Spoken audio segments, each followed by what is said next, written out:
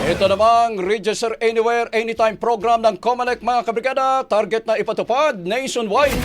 Brigada Katrina Conson, ibrigada mo! Brigada Live Report. Plano ng Commission on Elections ay patupad na sa buong bansa ang kanilang Register Anywhere Anytime program.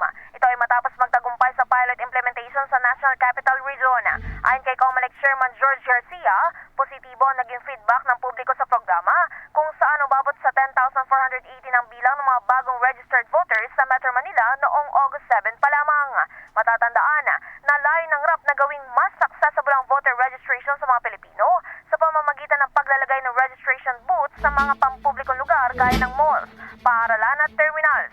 Samantala, patuloy ang pilot testing ng programa hanggang bukas, August 10. In the heart of changing lives, ako, si Brigada Katrina Honson ng 105.1 Brigada News sa Manila, The Musica News Authority. Brigada Balita Nationwide. Ang bahaging ito ay hatid sa atin ng Yumivit ES3 Syrup. Simulang tuparin ang pangarap ng iyong anak. And starting now,